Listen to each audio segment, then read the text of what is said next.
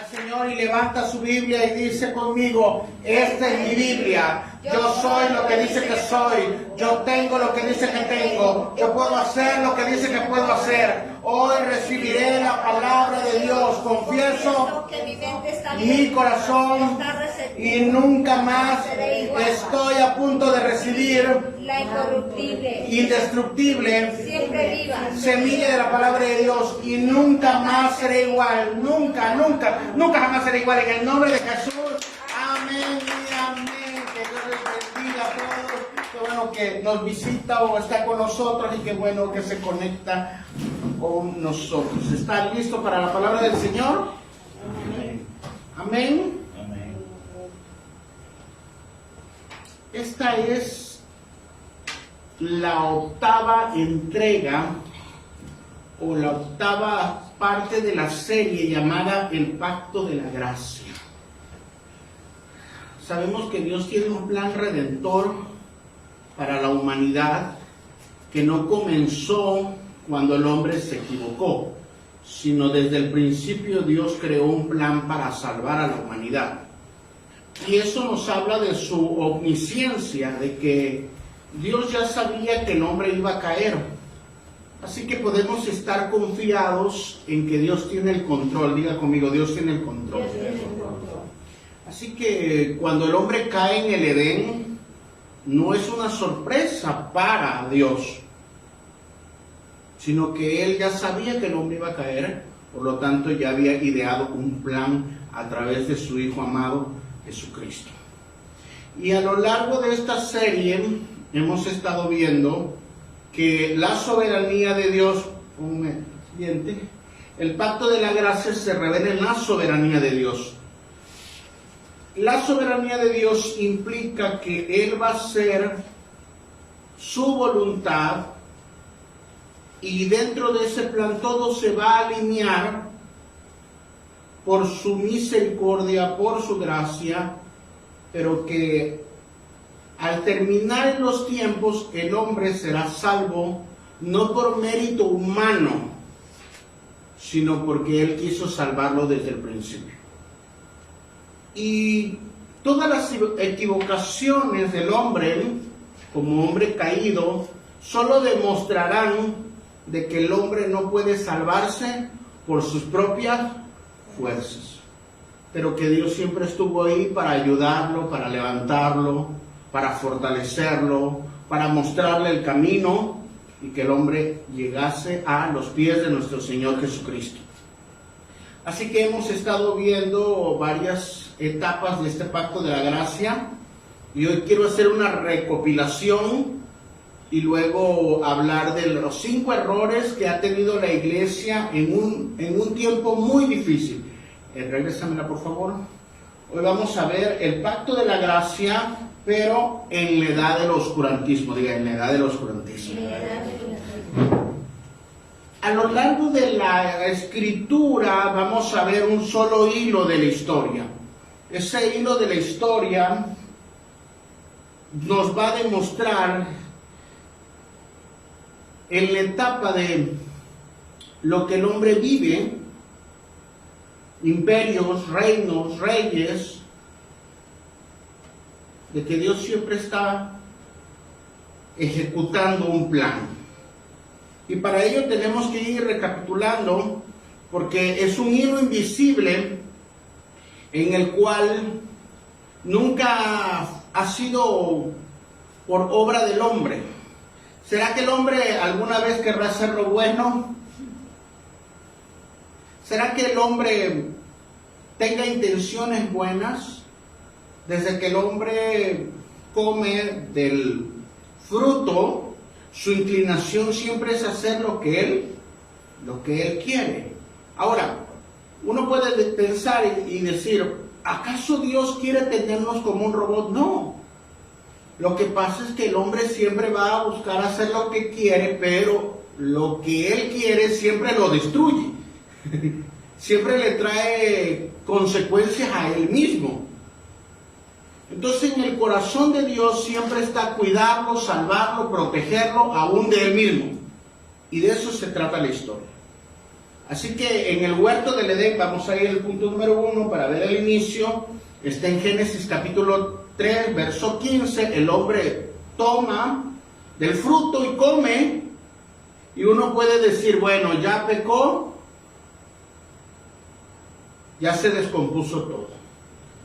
Pero Dios a partir de eso le da una promesa al hombre que dice, y pondré enemistad entre ti y la mujer, y entre tu simiente y la suya, y ésta la herirá en la cabeza. Así que a esto le llamamos el protoevangelio, y esto le llamamos una promesa de que Dios enviará de la simiente de la mujer a alguien que se iba a derrotar a la serpiente.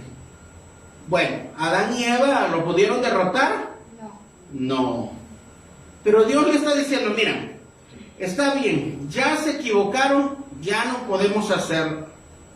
¿Los voy a tener que sacar del huerto? Sí. ¿Van a tener que pagar las consecuencias? Sí. Pero la humanidad va a ser rescatada a través de uno de tus hijos. Espéralo. ¿Sí? Y aquí va a comenzar toda la historia del hombre a través de fuera del huerto del Edén, ¿no? Ahí es donde comienza esa promesa de la redención. Ya ellos salen del huerto del Edén y empiezan a reproducirse, ¿verdad? Según la escritura, tienen a Abel, tienen a Caín, ¿verdad? Caín mata a Abel y nace Set, el tercer hijo, y sigue la descendencia.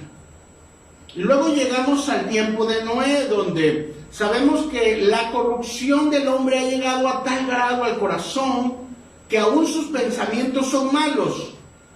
Sabemos que los ángeles descienden y toman a las mujeres y nacen los gigantes. Se corrompe tanto que Dios dice, voy a destruir a toda la humanidad. Pero si destruye completamente todos, no se puede cumplir lo que le prometió a Adán, lo que le prometió a Eva. Entonces tiene que dejar a una persona y a una familia. Y entonces un hombre llamado Noé halla gracia delante de Dios y lo salva a él, salva a su esposa, salva a sus 3 hijos, a sus nueras, y le dice que construyan un arca. Viene el diluvio y todos se mueren, menos Noé, su familia, los animales. Y ellos salen, es la única familia que quedó. Y con esa familia van a volver a poblar toda la humanidad, el mundo, toda la tierra. Así que cuando la corrupción cubrió la tierra, es la gracia lo que sostuvo esta parte de la humanidad. Hermano, nosotros pensamos que en medio de los tiempos que nos está tocando, que son muy, muy malos y corruptos, pensamos que ya no tiene remedio. Pero quiero decirles que hay un remanente que está buscando de parte de Dios. Podemos ver maldad en todos lados y usted dice, todos vamos a morir. No. Dios tiene un remanente. Y a mí me gustaría que usted fuera el remanente. Que usted fuera como de la familia de Noé, ¿verdad? Haciendo una similitud, que usted buscase a Dios. Y que usted, su familia, su matrimonio y sus hijos buscasen a Dios. Y ya no vamos a construir un arca de madera. Pero sí hay algo donde nos podemos salvar, y es Cristo. Así que cuando el juicio desciende, el pacto que estaba sobre la familia de Noé no permite que se ahogue, no permite que se hunda. Y como señal, Dios le pone le pone su arcoíris. Diga, es una señal. Así que cuando usted ve que llueve y se pone el arcoíris, lo que Dios nos está recordando es que Él es un Dios de pacto. Si Dios te ha dado una promesa, Dios la va a cumplir. ¿Se la cumplió a Abraham? ¿Se la cumplió a Noé? Sí, entonces me la va a cumplir a mí. Esto no se trata de nuestras fuerzas, sino se trata de la soberanía y la voluntad perfecta de Dios. Así que cada vez que usted ve el arco iris, está hablando de que Dios hizo un pacto con la humanidad, de que iba a enviar un redentor y que la humanidad iba a ser salva, los que tengan que ser salvos, por Cristo. A eso le vamos a llamar la fidelidad de Dios. Y luego salen del arca sus 3 hijos y empiezan a multiplicarse. Algunos forman los hijos de Babilonia, los hijos de Egipto. Y luego de un lugar de Babilonia, de Ur de los Caldeos, hay un hombre que también busca a Dios con todo su corazón. Y estamos hablando de Abraham. Diga Abraham. Y Dios le promete que de su simiente va a enviar o le va a dar un hijo. Eso está en Génesis capítulo 12, verso 3. Y de tu simiente, por favor, y de tu simiente serán benditas todas las familias de la tierra. Por favor, ponga Abraham. De tu simiente vendrán todas las familias de la tierra, pero solo que hay un problema. Abraham no tiene hijos. Abraham es estéril. Sara es estéril. Entonces, Dios le dice, te voy a dar algo que humanamente es imposible. Entonces, para que se cumpla la promesa, Dios tiene que obrar sobrenaturalmente en la vida de Sara. Y hay cosas que usted y yo, Dios nos ha prometido, que cuando Dios nos dice, usted hasta se ríe como Sara, ¿verdad? Y de repente Dios le dice a Sara, vas a tener un hijo, y ya ella tiene 80 años. Lo que le da risa a Sara no es que va a tener un hijo, sino que dice, otra vez voy a estar con mi esposo. Y le da risa. Y Dios lo está escuchando porque lo visita en una tienda, allá por Génesis 18. Y le dice, sí, Sara, por cuanto te reíste, tu hijo se va a llamar Isaac, que significa risa. Así que Dios toma a un hombre de una descendencia que venía de Noé, por cierto, y toma a ese hombre de ese matrimonio que es estéril y les da un hijo, y a partir de esa simiente va a venir el Cristo. Significa que Dios va a hacer o va a mover o va a permitir ciertas circunstancias en nuestra vida que parecen imposibles para nosotros o que son imposibles para nosotros, pero ahí es donde Dios se va a glorificar.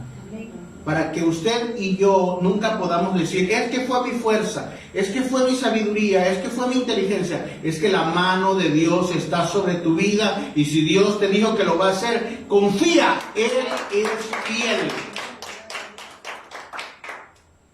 Y Dios le dijo, ¿sabes qué? Mira las estrellas, ¿las puedes contar? No, así va a ser tu descendencia. Y luego entran 73 personas, entran en Egipto, ya de los 12 patriarcas que tiene Abraham, tiene Isaac tiene a Jacob, y Jacob tiene 12 hijos, 12 patriarcas, una muchacha llamada Dina, pero se cuentan nada más los hombres, y esas familias bajan a Egipto, y bajan a Egipto. Solo 73 personas, nada más para que usted pueda visualizar esto. 73 personas. Pasan 430 años y salen 2 millones de personas. Eso con orgullo. Pero en 430 años se reproducen, porque la bendición que había sido dada en Génesis 1:26, que le dijo, fructificaos y multiplicaos, era para ese tiempo. De una persona que estaba estéril, de una persona que se iban a ahogar, de unas personas que le habían hecho caso a la serpiente, de ahí viene toda la línea. Y ahora son más de 2 millones de personas que salen de Egipto. Lo que es imposible para el hombre es posible para Dios. Y cuando salen de Egipto, y sabemos que son a través de las 10 plagas, se abre el mar, los lleva al monte Sinaí. Y Dios les dice en Éxodo capítulo 19, verso 5, seréis mi especial tesoro. Está hablando a la recién formada nación de Israel, a los hebreos que salieron de Egipto. Y le dice, seréis mi especial tesoro sobre todos los pueblos, y me seréis un reino de sacerdotes y de gente santa. Así que Dios escoge una nación cuando antes había escogido un matrimonio, cuando antes había escogido a una persona. Y es en medio del desierto que Dios les entrega sus leyes, para que puedan convivir como una nación, como un pueblo, al cual se les va a revelar el pacto de la gracia.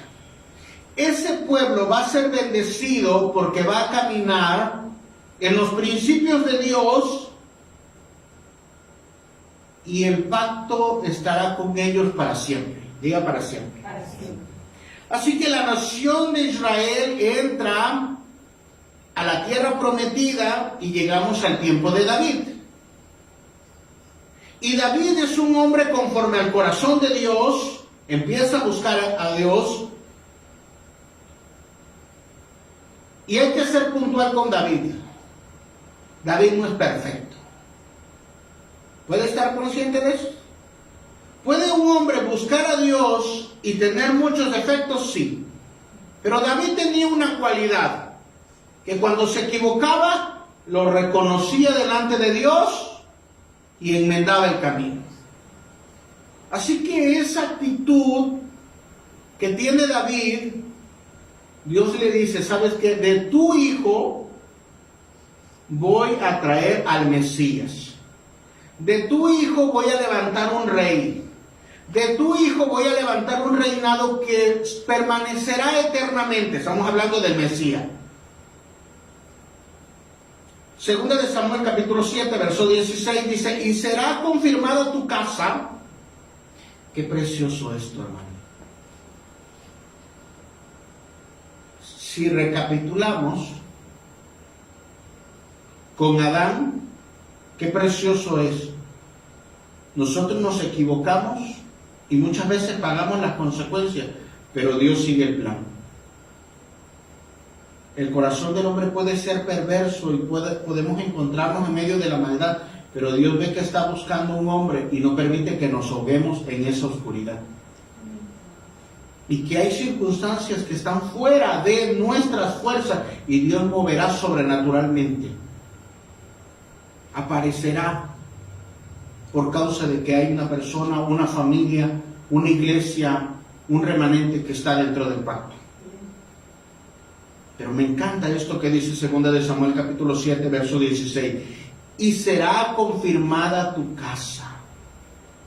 Diga, será confirmada. Será confirmada. Qué precioso, ¿no? Porque no solo será confirmado la persona, sino será confirmada tu casa, tu generación, tus hijos, tu descendencia. Y miren que los hijos de David eran ficha. Pero dice, de tu simiente va a venir el Mesías. Y será confirmada tu casa y tu reino para siempre delante de tu trono, y tu trono será estable eternamente. ¿De dónde va a venir el Mesías? Tenía que ser del linaje de David. Por eso cuando Jesús entra y le ponen las ramas el domingo, ¿verdad? Y le ponen los mantos, ellos empiezan a gritar, Hosana, Hosana, al Hijo de David.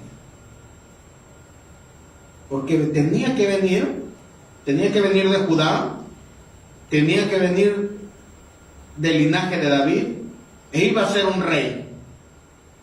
Y ahora llegamos al tiempo de Cristo, porque se va cumpliendo todo. El Edén, Noé, Abraham, David, y ahora nos encontramos con Cristo. Y en Hebreos capítulo 13, verso 20, nos dice, el Dios de paz os haga actos en toda buena obra para hacer su voluntad. Por la sangre, diga por la sangre del pacto eterno. Jesús vino a consumar todo lo que se habló desde el principio. Cuando Jesús tiene las manos extendidas en la cruz del Calvario y grita, consumado es. En ese momento se está cumpliendo la profecía de Génesis capítulo 3 que dice, le aplastará la cabeza a la serpiente. Es en ese momento que la simiente de la mujer le aplasta la cabeza a Satanás y los principados y las potestades quedan derrotados. Y él derrama hasta la última gota de su sangre. Y la recordamos en la cena del Señor.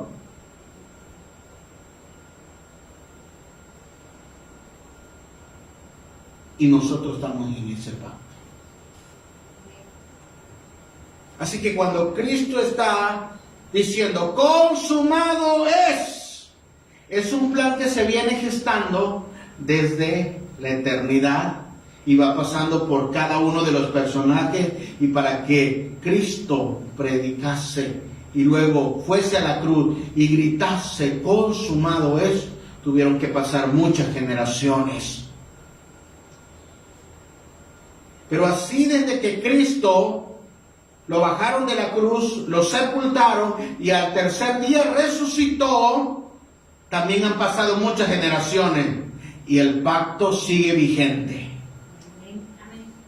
Y ese pacto te alcanzó a ti. Y ese pacto alcanzó tu casa. Y ese pacto alcanzó tu familia. Porque sigue siendo el mismo pacto. El mismo que pactó y le dijo a Noé que no se ahogaría, es el mismo Dios que te dice, no te vas a ahogar en tus circunstancias. Es aquel que le dijo a David, voy a establecer tu casa.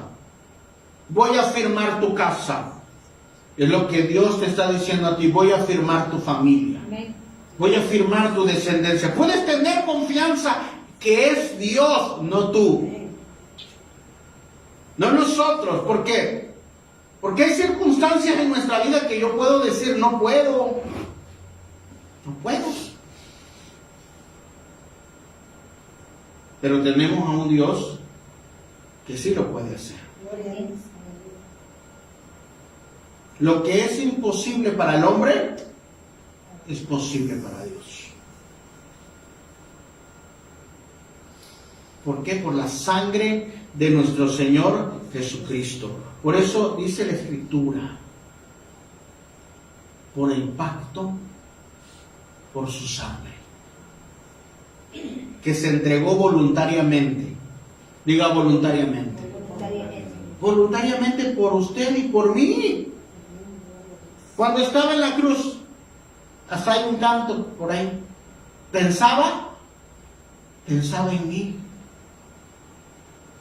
Usted puede reflexionar esta palabra cuando Cristo está colgado ahí. ¿En quién estaba pensando? Estaba pensando en ti. ¿Y que te ibas a enfermar? Sí. Pero por eso las gotas de sangre caían, porque con esa sangre que caía, ibas a encontrar sanidad. Amén.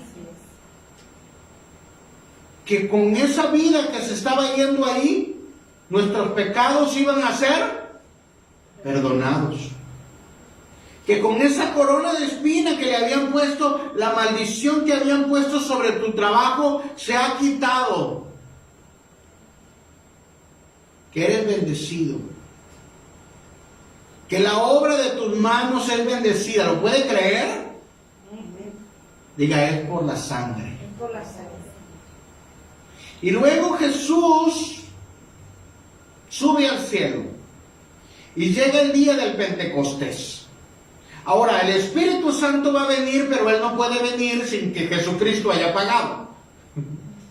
¿Puede entender eso? El Espíritu Santo no viene si Jesucristo primero no pagó. Así que el Espíritu Santo viene en el día del Pentecostés. Eso está en Hechos capítulo 2, verso 3. Y dice, y se le aparecieron lenguas repartidas como de fuego, y todos fueron llenos del Espíritu Santo. Diga, fueron llenos del Espíritu Santo. Así que cuando usted recibe a Jesús como Señor y Salvador, el Espíritu Santo viene sobre usted y usted a lo mejor llora, pero siente una paz interior como nunca antes la ha sentido. Y ese es el Espíritu Santo viniendo a su vida. Y el Espíritu de la promesa ya no se va a ir. La presencia de Dios estará sobre usted, con usted y dentro de usted. ¿Por nuestros propios méritos? No, porque Jesús pagó en la cruz del Calvario por cada uno de sus hijos y por la iglesia. Es el pacto de la gracia. Cuando una persona se casa, hay ciertos cosas que hacen, ¿verdad? Ponen el lazo, colocan el anillo, que significa la fidelidad, pero también pasan las arras, ¿verdad?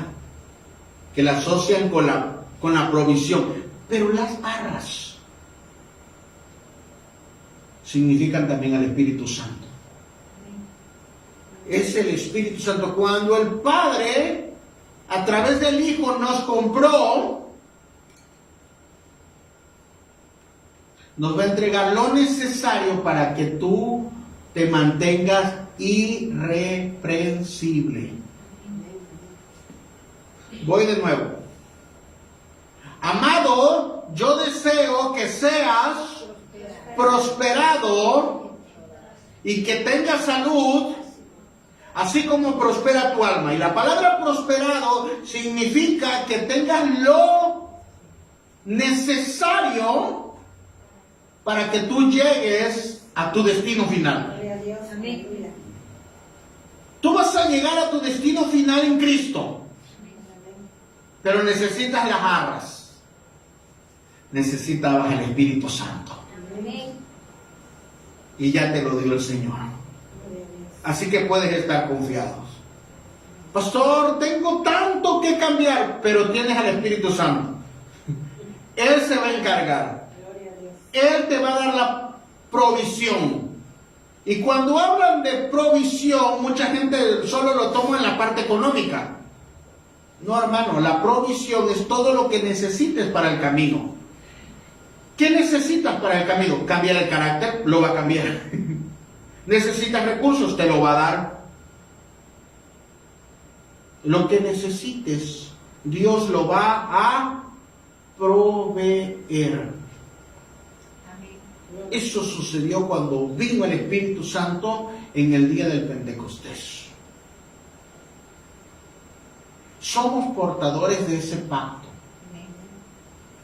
Y luego vimos a los padres de la iglesia, ¿verdad? Vimos los primeros discípulos, la parte de los apóstoles, y luego vimos a los padres de la iglesia. Vimos, por ejemplo, a Irineo de León, vimos a San Agustín,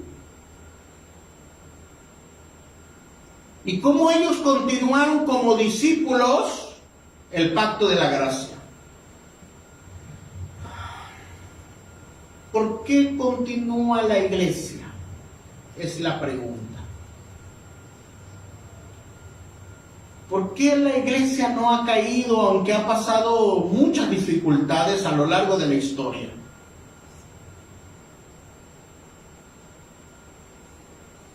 Porque Jesús dijo en Mateo 16, 18, edificaré mi iglesia.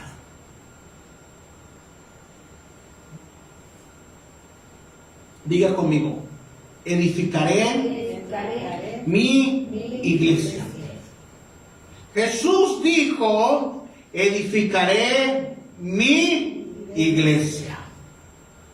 Pastor, ¿por qué no se ha caído la iglesia? ¿Por qué por más que han intentado borrar la iglesia no ha desaparecido y siempre queda un remanente y se vuelve a multiplicar? Porque la iglesia no le pertenece al hombre. La iglesia no fue una invención del hombre. Estoy hablando de el organismo por el cual Cristo pagó. Porque él dijo, edificaré, la construiré mi iglesia. Esta iglesia, aunque nosotros somos una congregación, pertenecemos en todo el mundo al cúmulo de personas que formamos el cuerpo de Cristo. Cuando Jesús venga a buscar a su iglesia, nos va a juntar a todos en todo el mundo. Yo quisiera que toda mi congregación se fuera, ¿verdad? Que todos no fueran. Pero así va a sacar. A lo mejor de otra iglesia, pues no todos andaban buscando de Dios y algunos eran maleantes, ¿verdad? Y algunos no eran trigo, eran cizaña. Entonces Dios va a juntar a todos, a Jesús cuando venga en la segunda venida, va a juntar a todo su cuerpo, a todos sus salvos, y se los va a llevar. Porque esa es la verdadera iglesia. ¿Cuál es la condición para ser salvo? Romanos 19:10. Aquel que confiese a Jesús, confiese con su boca y cree en su corazón y camina conforme a la palabra, guiado por el Espíritu Santo, será salvo. El Espíritu Santo se asegurará, diga, se asegurará, de mantenerlo irreprensible.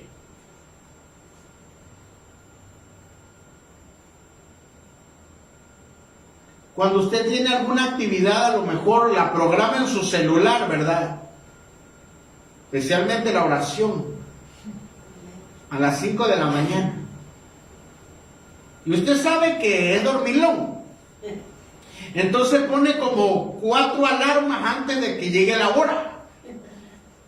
Si se va a levantar a las 5, pone la alarma a 4:30, luego 4:35, 20 para las 5, cuarto, 10. Pastor, es muy excesivo. El Espíritu Santo, a la medida que nos acerquemos a la medida de Cristo, te va a estar cada vez incomodándote más, transformándote más. Son los avisos del Señor para decirte, yo te tengo que llevar. Te prometí que te iba a salvar, te voy a cambiar, te voy a transformar.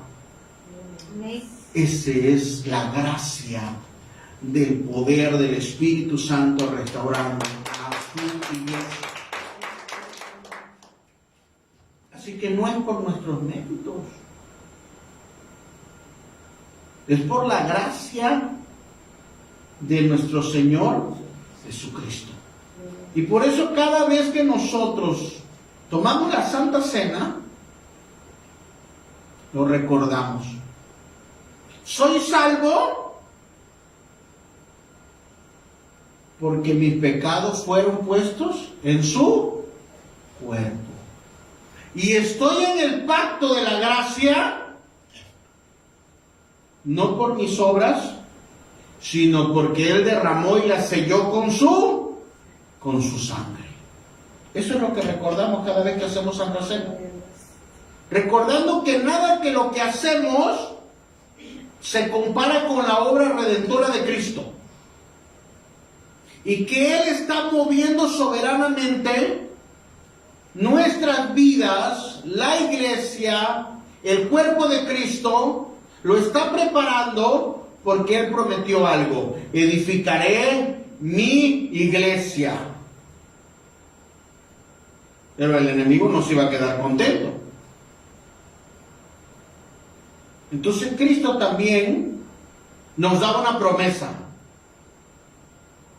¿Se acuerda que en Génesis capítulo 3 Dios le dice a la mujer: de tu simiente levantaré a alguien que le aplaste la cabeza a Satanás? Sí.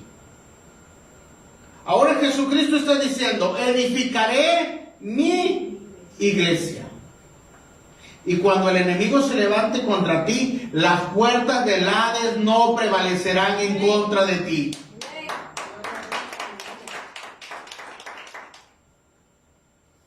Por más que el mal se levante contra de la iglesia, lo único que va a conseguir es que Dios se glorifique.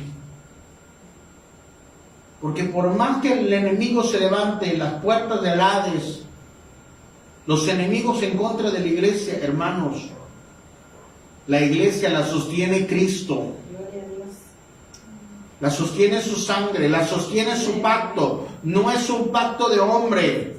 Por eso cielo y tierra pasan, pero su palabra no va a pasar. Dios pagó por una iglesia. Cristo pagó por una iglesia desde antes de la fundación del mundo. Así que Dios había provisto salvarte y llevarte a su presencia. Es iniciativa de Dios. Por eso San Agustín, cuando habla de las dos ciudades, nos muestra de la ciudad terrenal, y que esa ciudad terrenal pues hace lo malo, pero hay una ciudad, la ciudad de Dios, la cual no puede ser destruida, no puede ser saqueada. La iglesia cada día se va a ir purificando más, hermano. Esto parece contradictorio cuando vemos que en muchos lugares, los lugares de culto, los lugares que predican según el Evangelio, se corrompen cada vez más, pero en realidad se está manifestando la maldad que hay en cada uno de los seres humanos. Y está siendo visible quién es trigo y quién es cizaña. Y en el tiempo de Agustín, el imperio romano empezó a caer. Porque los gobiernos, los imperios caen, pero la iglesia permanece. Porque la sostiene el pacto, porque la sostiene Cristo. Gloria a Dios.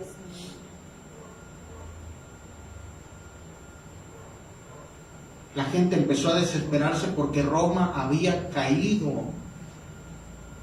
Y Agustín prepara esta disertación en la ciudad de Dios diciendo: pero nosotros no tenemos que preocuparnos, tenemos que tener visualizar que nos dirigimos a la ciudad de Dios.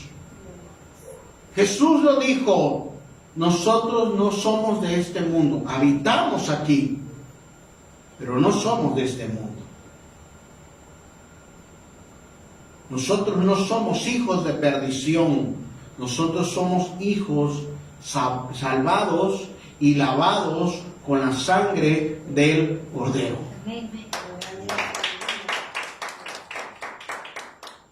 Y esto a veces choca con nuestra mente porque nosotros decimos: pastor, pero todavía tengo muchos defectos. Pedro los tenía. Pablo los tenía.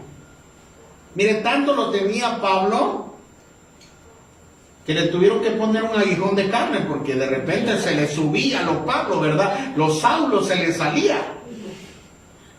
Bástate de mi gracia. No vamos a ser perfectos, pero vamos a ser perfeccionados por el Espíritu Santo. Gloria a Dios. Y eso es lo bonito. Confiamos que Dios nos está cambiando. Confiamos en Dios que Él nos está transformando el corazón. David dijo en el Salmo 51, crea en mí un corazón limpio, un corazón recto, un corazón íntegro. ¿Y sabe qué?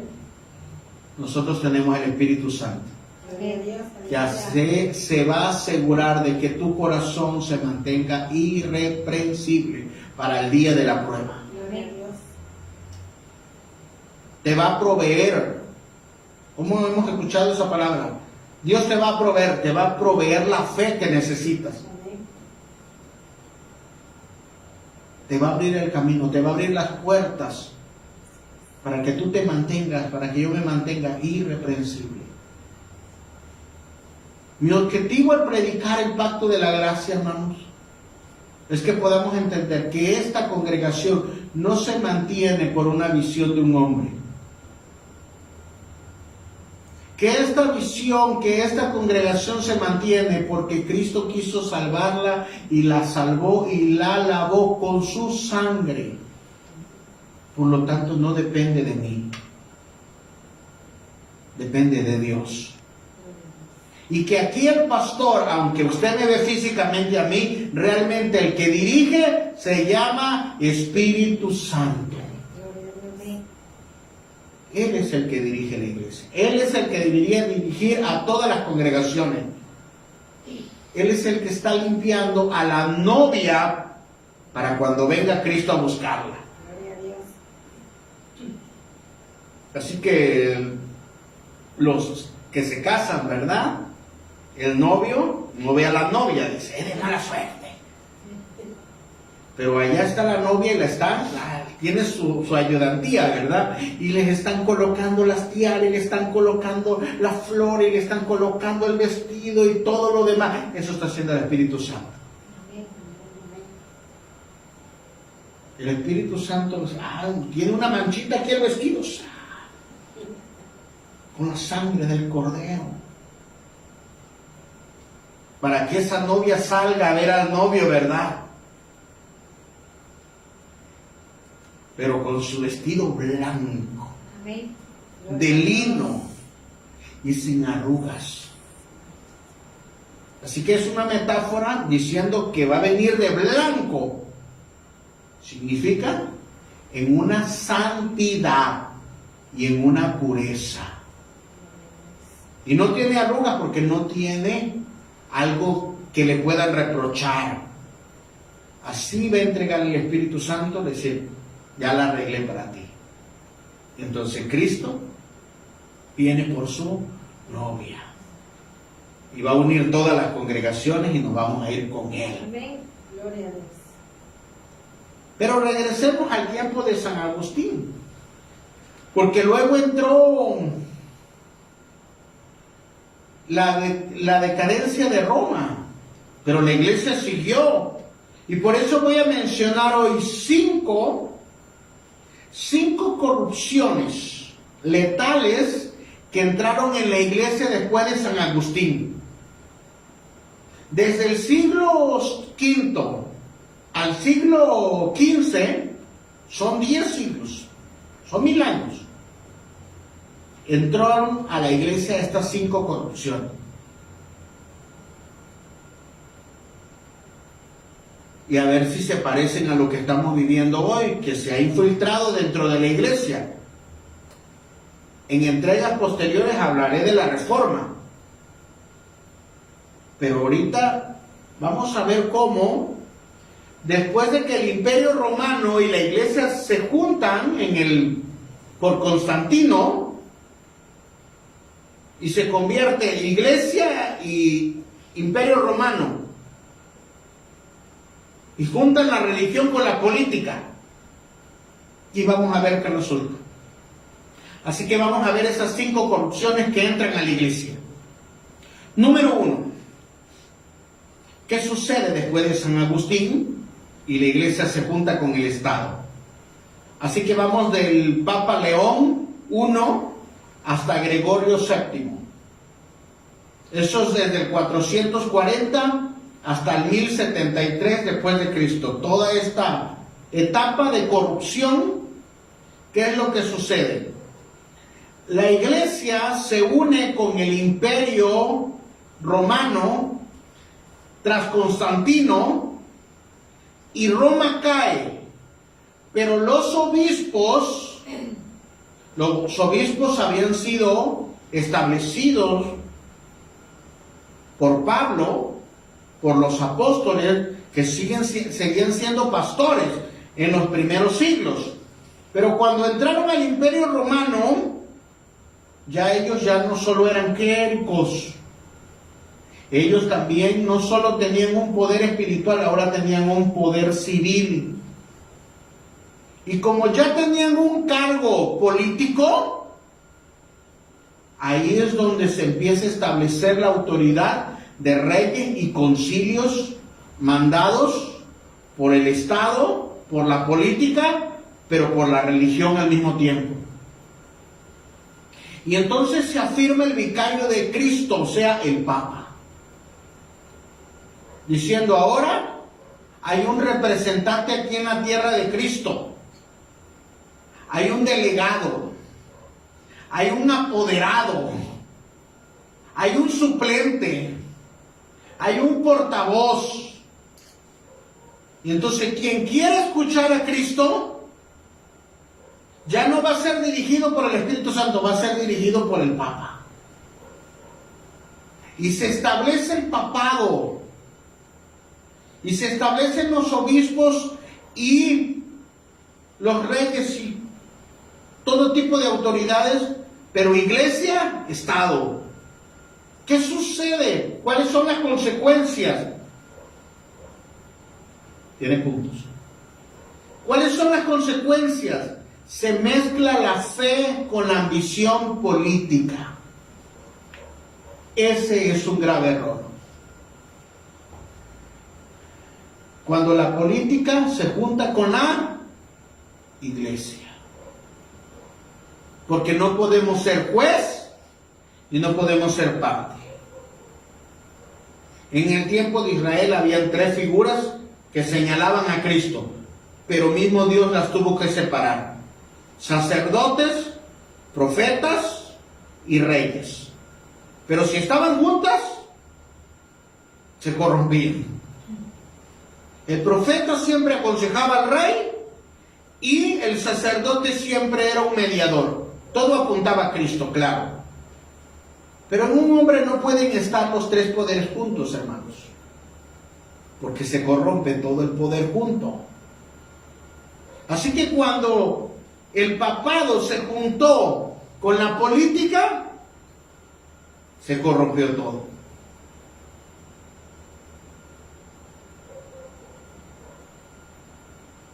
Porque ellos ya no buscaban a Dios, ellos buscaban un lugar, ellos buscaban un imperio terrenal, una influencia. Así que cuando la iglesia se alinea demasiado al poder, pierde su voz profética.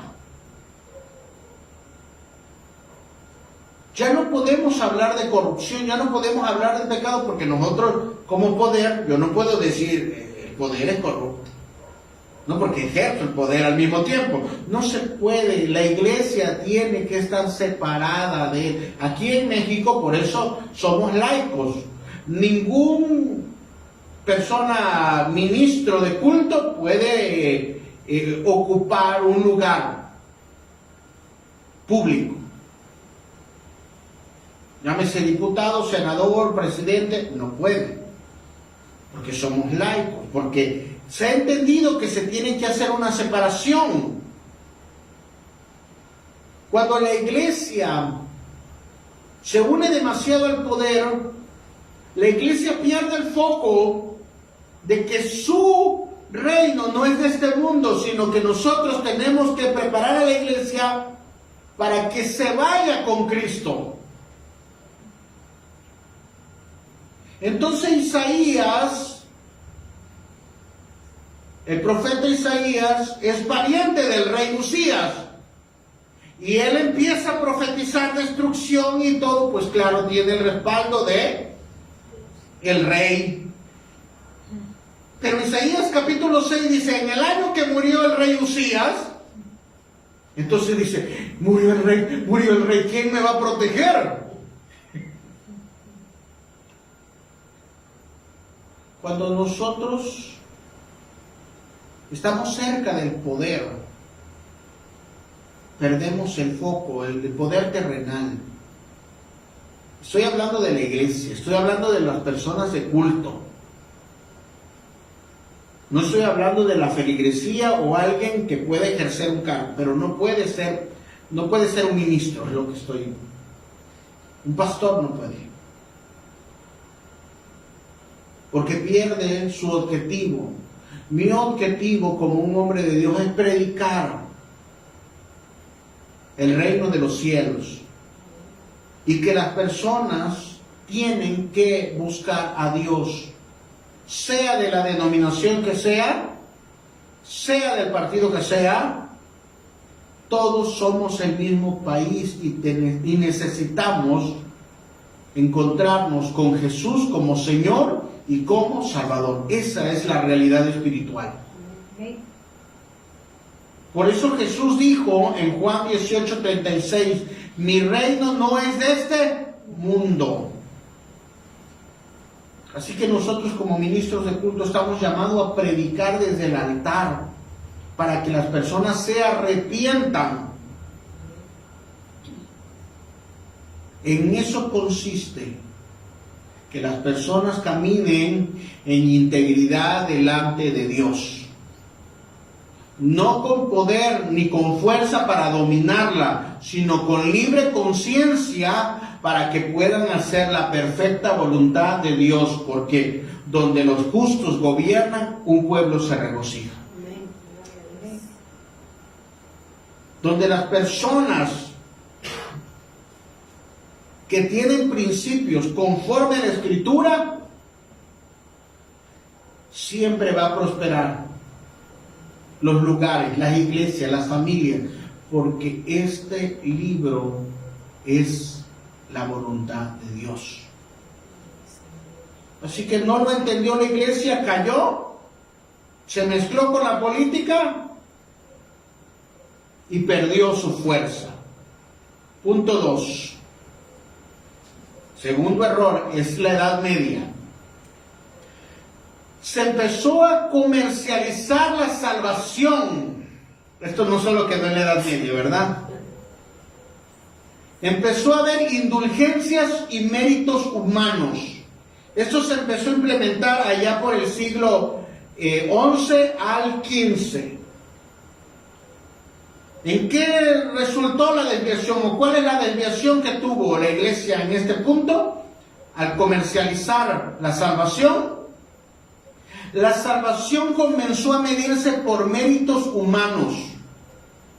¿Por quién ayunaba más? ¿Por quién hacía peregrinaciones? Y es que los europeos hacían como excursiones para poder ir a Tierra Santa. Así que entre más fuera de Jerusalén, más algo ibas a hacer.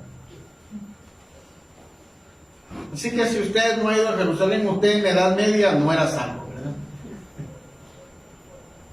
Y luego los pagos, porque con las indulgencias se había establecido cuotas por pecado. ¿Qué pecado quiere cometer? Adulterio. Ah, vale tanto. Y venía firmado por el Papa. Venía firmado por las autoridades eclesiásticas. Venía con el sello, con el anillo papal. Adulterio, así como no. Te vale tanto. Oiga, fíjese que yo tengo un familiar que murió y no aceptó a Cristo y no vino a la religión, porque nada más había una. No te preocupes, pero te va a costar más caro, porque está en el purgatorio. Pero lo sacamos de ahí. Pero ¿a poco se puede? Claro, tenemos al apoderado legal aquí. Si él dice que se puede, se puede. Nada más que te firme. Pero te vale tanto. Y la gente, con tal de que su familiar saliera del purgatorio, pagaba. Voy a robar Y por adelantado, no se preocupe, ¿cuánto va a robar? Así, le vale tanto. Entonces estas prácticas entraron en la iglesia y corrompieron la iglesia. Porque ahora todo es pago. Ahora crearon un sistema de redención económica. Pacta, pacta, pacta. Entre más pactes, más rápido viene la bendición. Y por favor no me traigas tus 50 pesos porque eso no vale delante de Dios. ¿Quién te dijo eso?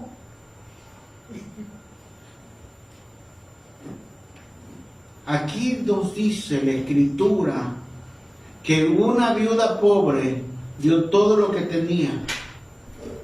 Y no era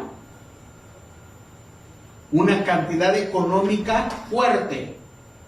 Estaba hablando de la intención de su corazón. Y que Cristo la está reconociendo. Y le dijo, ustedes traen de lo que les sobra. Pero ella ha dado todo.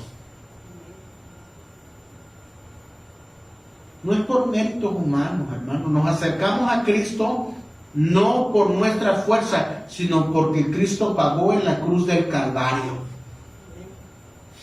Yo no puedo pagar la salvación. Yo no le puedo decir, hermano, a usted le voy a cobrar tanto para que yo le ore. Miren, entre más me da, yo voy a orar por usted más porque lo voy a hacer una ofrenda especial. No, hermano, no hay ofrenda especial delante de Dios. La ofrenda es de corazón. Y Dios va a ver tu corazón. Y se va a elevar como una ofrenda grata para el Señor. Pero cuando empezamos a comercializar la fe, muchos abusivos, muchas personas que comercializan el Evangelio se levantan a robar dentro de las congregaciones.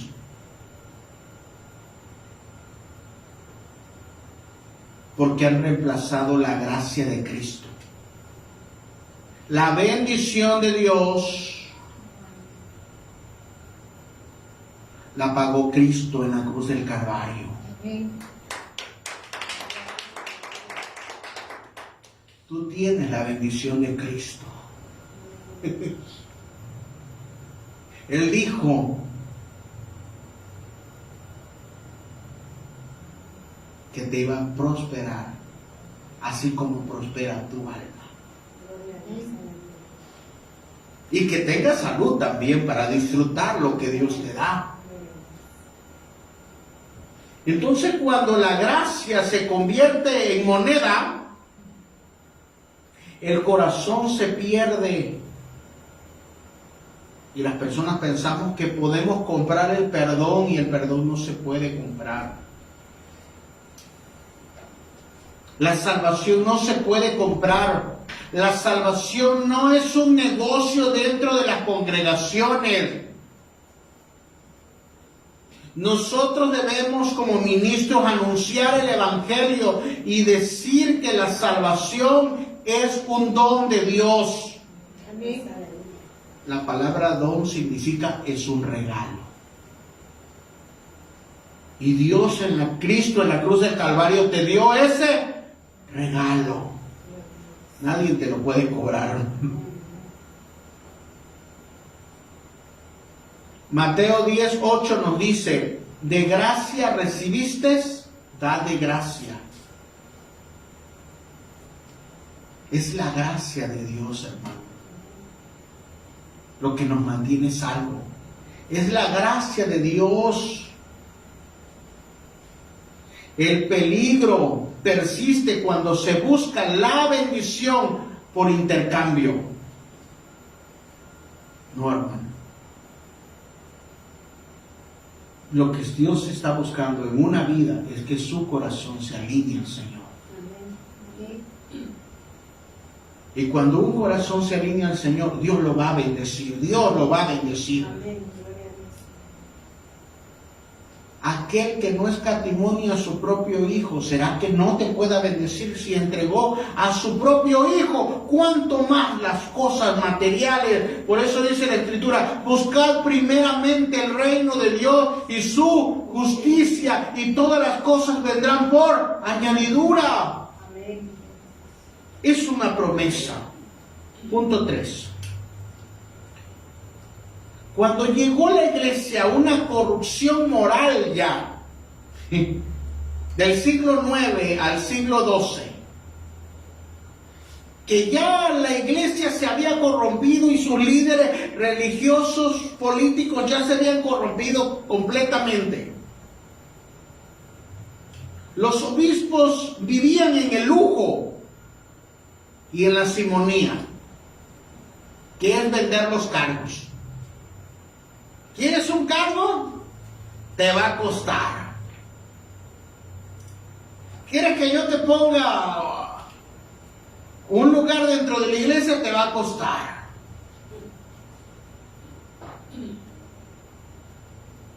Pero como ellos eran los líderes espirituales, pero también políticos, pues no se iban a acusar, ¿verdad? Entonces ellos empezaron a inventar cosas que no están dentro de la Escritura, y como eran los representantes de Dios, empezaron a decir que ellos sí podían hacer pecados que el pueblo no podía. Y estos personajes dijeron, nosotros podemos tener concubina, porque a nosotros nos va a perdonar. Nosotros tenemos conecte con Dios más cercano.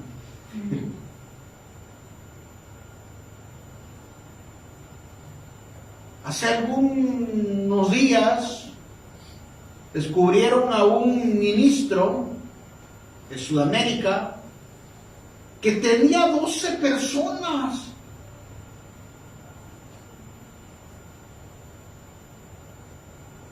Y una de ellas la acusó.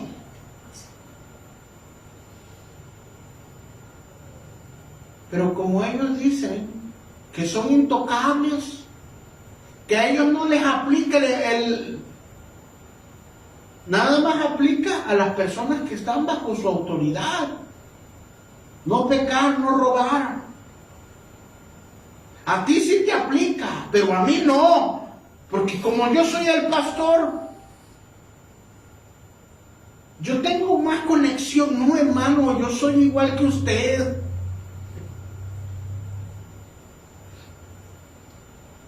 Usted tiene errores, yo también los tengo.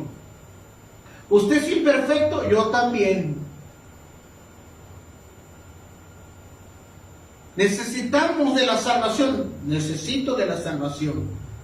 Necesito de la fuerza de Cristo, necesito de la fuerza de Cristo. ¿Cuál es la diferencia? Que Cristo nos ha encargado cuidar a sus ovejas como hermanos mayores. Y los que han tenido 2 hermanos o más, saben que no le puedes pegar a los más chicos, porque va a venir el papá y te va a dar. Te los encargó para cuidarlos, no para explotarlos, no para saquearlos, no para humillarlos, no para aprovecharte de ellos. Porque cuando la iglesia cae en una corrupción moral, la gente se decepciona tanto del evangelio y creen que es Dios, cuando eso no tiene nada que ver con Cristo. Cuando la santidad pastoral es sustituida por la política y por las alianzas y el control económico, las iglesias pierden credibilidad. Los pastores y los líderes somos vistos como personas aprovechadas, sin escrúpulos y sin valores. Y eso tiene que cambiar dentro de la iglesia. Eso tiene que cambiar dentro de las congregaciones. Los hombres de Dios deben ser vistos de una sola pieza, íntegros, no de una doble vida.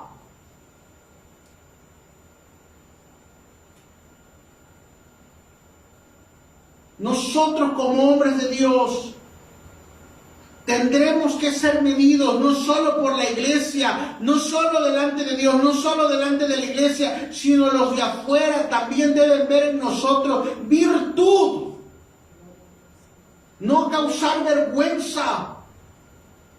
Porque los de afuera luego dicen, para ser como esos cristianos, para ser como ese pastor. ¿Acaso pensamos que los ojos de Dios no recorren toda la tierra? ¿Acaso pensamos que la gente no nos mira? ¿Acaso pensamos que lo que sembremos no vamos a cosecharlo? Tarde o temprano la corrupción moral destruirá al ministro, destruirá a las iglesias. Y cuando tú ves un pastor, cuando tú ves un líder que es corrupto, ¿con qué calidad moral te va a hablar a ti de que te arrepientas? Hermano, no ande en adulterio y él tiene 2, 3. Hermano, no se ha dado al vino y él es también borracho. Por eso dice la Escritura en primera de Timoteo 1 al 13, nos habla cómo deben ser los ministros. No es una invención mía, es una invención, es un establecimiento de cómo deben ser las personas de culto. Porque desgraciadamente en la Edad Media se perdió toda moralidad. Antes decían, un sacerdote, un pastor, no. Hay que respetarlos. Hoy todo el mundo se burla de ellos. Porque hemos perdido el foco de que la integridad debe estar en los hombres de Dios como una marca. La santidad del Señor debe estar en nosotros. El sumo sacerdote llevaba una mitra aquí que decía santidad a Jehová, santidad a Jehová. Su vestido debía estar limpio cuando entraba al tabernáculo y se tenía que ver la fuente de cristal para decir no estoy manchado. Hasta su ropa interior era blanca y de lino que representaba la pureza interior. Por eso los ministros tienen que ser medidos. Primera de Timoteo 3 nos dice, fiel es esta palabra, si alguno anhela obispado, si alguno anhela ser un pastor, si alguno anhela ser un líder de la iglesia, buena cosa desea. Por esta razón, un líder de la iglesia debe ser un hombre que lleve una vida intachable, irreprensible. Debe serle fiel a su esposa. Debe tener control propio, vivir sabiamente y tener buena reputación, con agrado de recibir visitas y hospedar en su casa. También debe tener la capacidad de enseñar. No debe emborracharse, ni ser violento. Debe ser amable. No debe buscar pleito, ni amar el dinero. Debe dirigir bien su propia familia y que sus hijos lo respeten y le obedezcan. Pues si un hombre no puede dirigir su propia casa, ¿cómo podría dirigir a la iglesia de Dios? Un líder de la iglesia no debe ser un nuevo creyente, porque puede enorgullecerse y el diablo lo puede hacer caer. Además, la gente que no es de la iglesia debe hablar bien de él, para que no sea deshonrado y que luego caiga en las trampas del diablo. Así debe ser un ministro.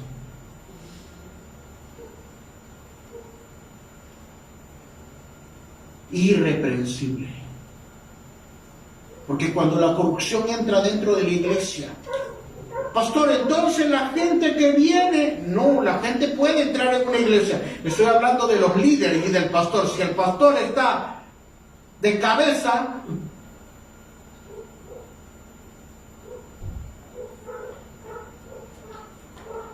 pastor, aconséjeme, estoy endeudado, y él le debe a todo el mundo.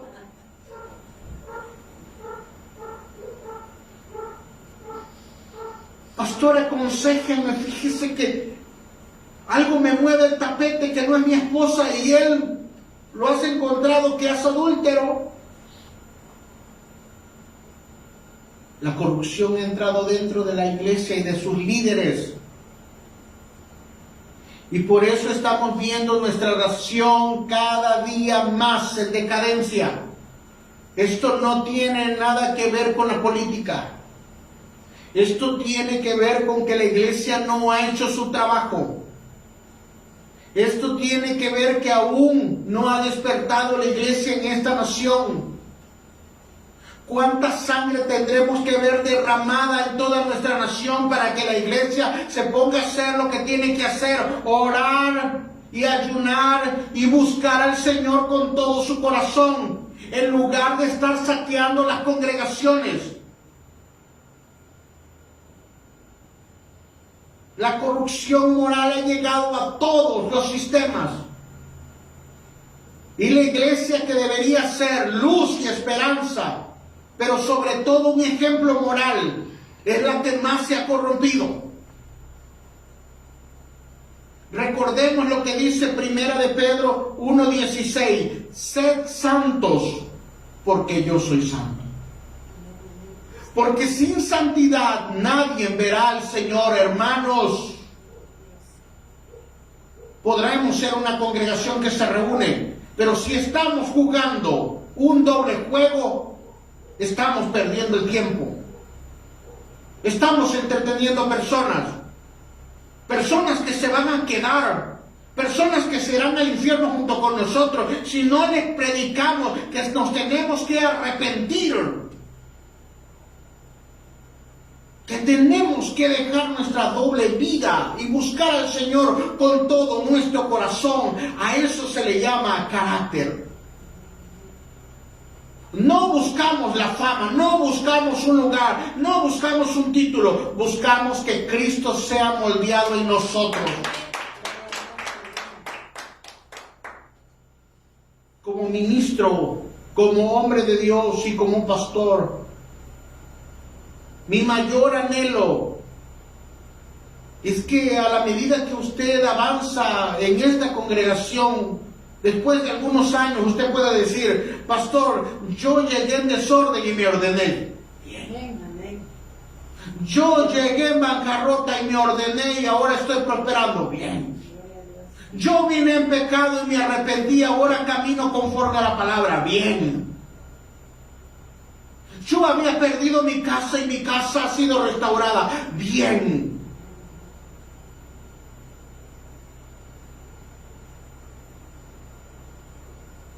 Necesitamos regresar a los principios de la palabra de Dios. Punto 4.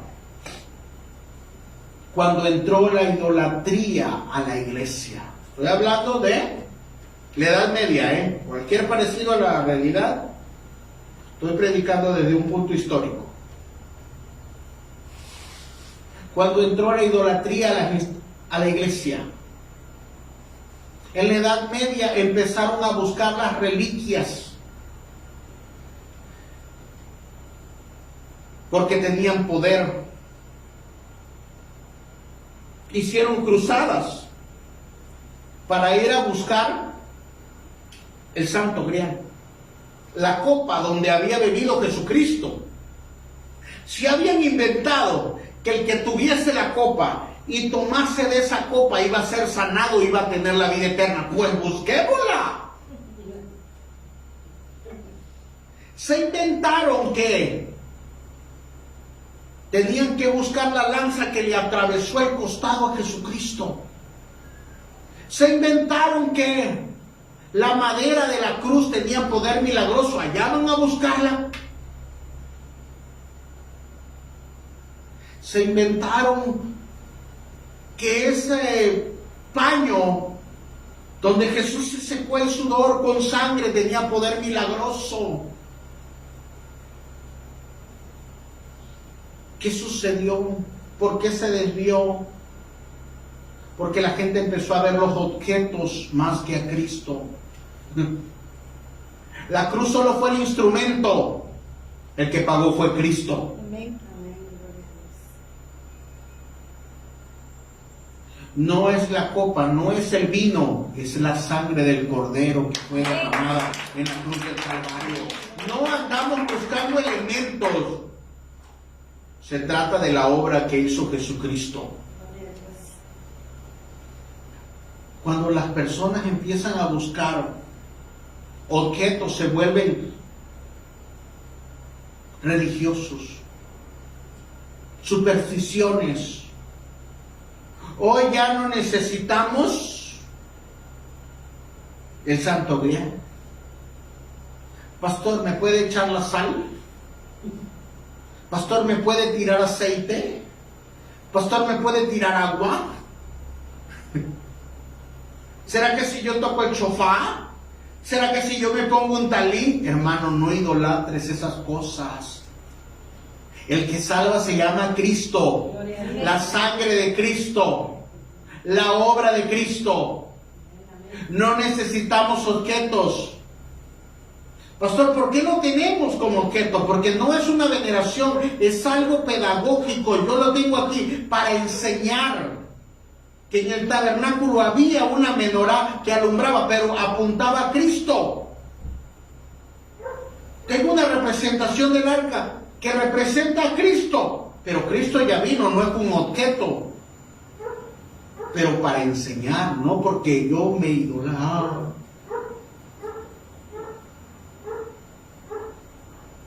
No debe haber idolatría, ni para los hombres, ni para las cosas. Las cosas son consagradas para Dios, pero no son idolatradas y no reemplazan la mediación de Cristo. Yo puedo ser un hombre de Dios, una persona que busca de Dios, que aconseja la palabra de Dios, pero usted no me puede decir, ay, San Ignacio, usted ya va a volar. No, hermano, yo sigo siendo un ser humano, como usted y como yo, tan pecador como usted y como yo. Es que ahora usted, como es el profeta, es el pastor, lo que usted dice es como si Cristo le dijera, no, hermano, quien le diga eso está equivocado. No tenemos que hacer ídolos a las personas. Como ya soy el superapóstol, alímpiame los pies. Llévame mis cosas. Eso se llama servilismo, no se llama servicio. Eso se llama aprovecharse de la feligresía, no se llama honra.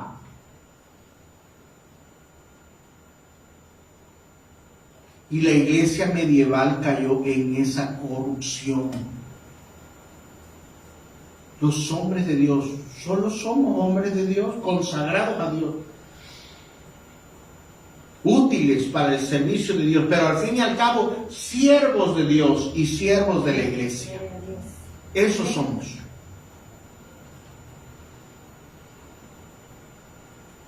Cuando lo visible reemplaza lo invisible, la fe se marchita, porque su fe debe estar centrada en Cristo, no en un hombre.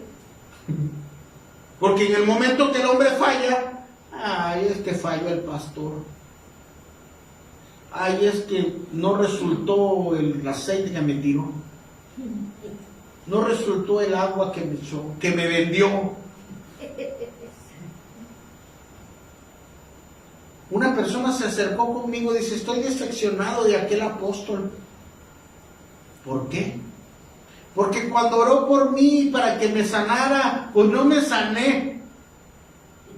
Pues es que en él no hay ningún poder, hijo. La Escritura dice, va y ora, y si Dios a través de Él quiere sanarte, pues sana. Pero en Él no busques poder, porque Él es un simple hombre. Nuestra fe debe estar puesta en Jesús. Ahí debe estar puesta su fe. Amén. Porque mientras el hombre falla, Cristo no falla.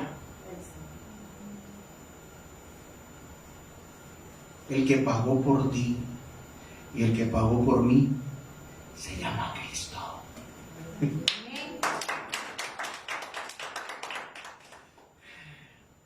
Primera de Timoteo 2:5 nos dice, porque hay un solo mediador, diga, hay uno.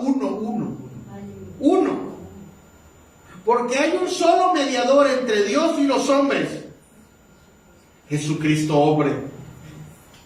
Ninguno, no hay apóstol, profeta, papa, pastor, líder, nadie. El único mediador se llama Cristo. Y si tú lo aceptas como Señor y Salvador, Él viene a vivir dentro de tu corazón y te puedes presentar delante del Padre y eres aceptado.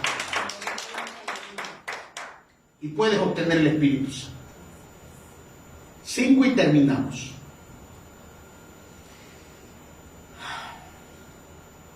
El oscurantismo doctrinal. En el siglo X al siglo XV, la Biblia fue retirada. El pueblo no tenía acceso a la Biblia. Las misas o las predicaciones eran en latín. ¿Quién la entendía? Así que solo el credo, podía interpretar la Escritura. Y como estaba en latín, pues yo le podía decir, hermana, es que así dice la Biblia. Y como usted no la sabía leer,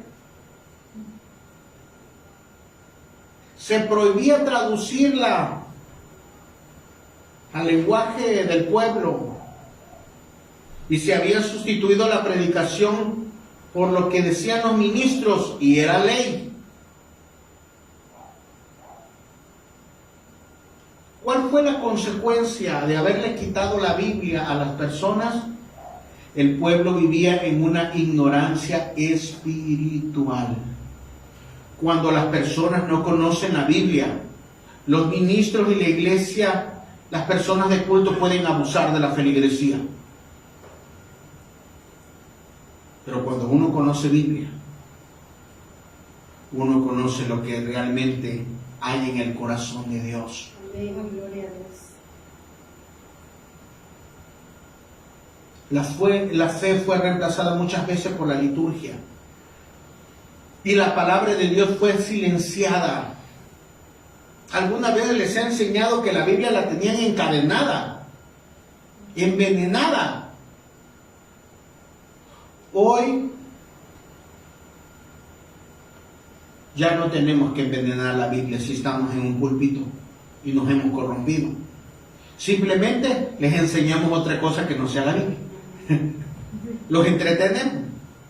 Los mandamos a retiros y congresos.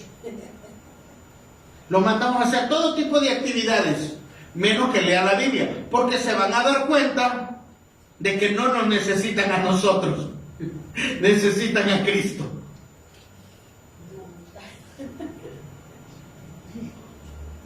Biblia, hermano, Biblia. Porque parece que en ella está la vida. Lea su Biblia. No me cansaré de decirle, lea su Biblia. Que seamos cristianos de Biblia. No de inventos mágicos. No de supersticiones. No de sueños y visiones imaginarias que no tienen nada que ver con la Biblia. No nada con actos proféticos que no tienen nada que ver con la Biblia. Hay un peligro cuando quitamos la Biblia de las personas. Y es que las personas no saben cuál es el camino. Esta palabra es el mejor consejo, el mejor consuelo y el latir del corazón de Dios para tu vida. Amén. Por eso comienzo diciendo, esta es mi Biblia. Lo que dice esta Biblia que soy, eso soy. Lo que dice la Biblia que tengo, eso tengo. Lo que dice la Biblia que podemos hacer, eso podemos hacer. Porque Cristo pagó en la cruz del Calvario para que estas promesas en ti se hagan efectivas. Termino con esto. Estas 5 corrupciones entraron en la iglesia: el poder, el dinero, la inmoralidad, la idolatría y la oscuridad espiritual. Fueron sombras que cubrieron por mucho tiempo la luz del Evangelio. Pero Dios no iba a dejar a su iglesia ahí. Y eso es lo precioso, que aunque tinieblas cubran la tierra, hay un remanente de hombres de Dios que se está levantando. Un remanente que está buscando a Dios con todo su corazón, que está buscando la verdad, que no se va a dejar convencer porque tiene el Espíritu Santo, que quizás sea como Agustín que brincó, pero él estaba buscando a Dios, como San Anselmo, que dice: enséñame a buscar la fe, pero con entendimiento. Santo Tomás dice que nos muestre la razón también la fe. La fe no está peleada con la razón. Hay personas que te dicen: cuando tú tienes fe debes desactivar el cerebro. No. Fe y razón sometidas al Espíritu Santo nos llevan a la verdad de la palabra.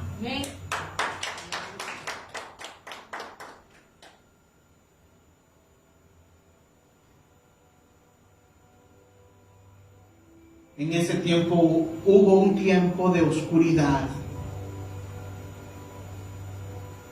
como lo estamos viviendo ahora. Pero yo confío que no estoy solo. Gloria a Dios. Que hay un remanente que está buscando a Dios con todo su corazón.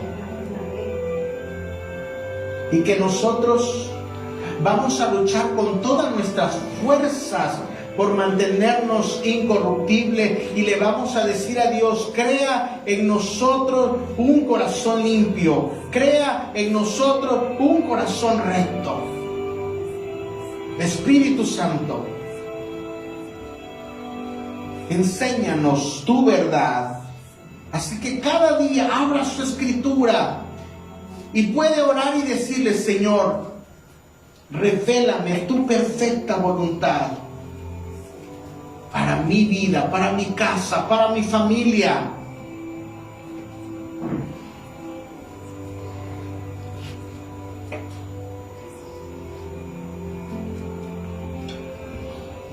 En medio de tanta oscuridad, hermanos, hay un remanente que está buscando de Dios. Hay un remanente que no ha doblado sus rodillas a la idolatría, a la corrupción. Y es porque Él entregó su cuerpo por una iglesia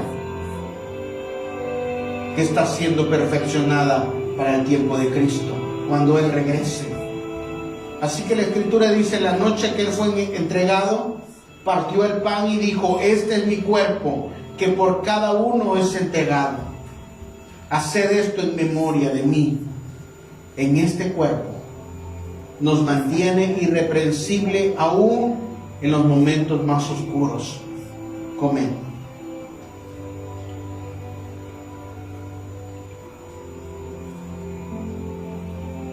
Buscamos a Dios no por poder, no por dinero,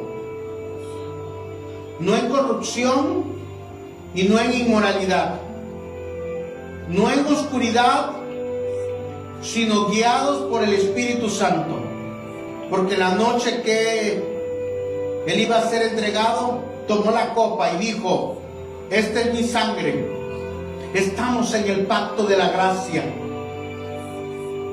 no por voluntad de hombre, sino por la soberanía y la fidelidad de Dios. Esta es su sangre. Permanezco bajo su sangre, cubierto en el pacto eterna de la gracia. En el nombre de Jesús puede participar.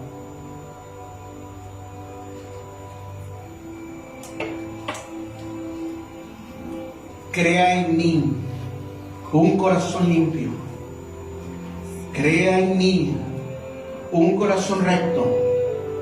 Espíritu Santo, sé que estás operando en mí. Aunque tinieblas cubran la tierra, yo sé que formo parte de ese remanente. En el nombre de Jesús. En el nombre de Jesús. Gracias, Jesús. Muchas gracias, Jesús. Muchas gracias. Así me mantendrás irreprensible en el nombre del Padre, del Hijo y del Espíritu Santo. Amén.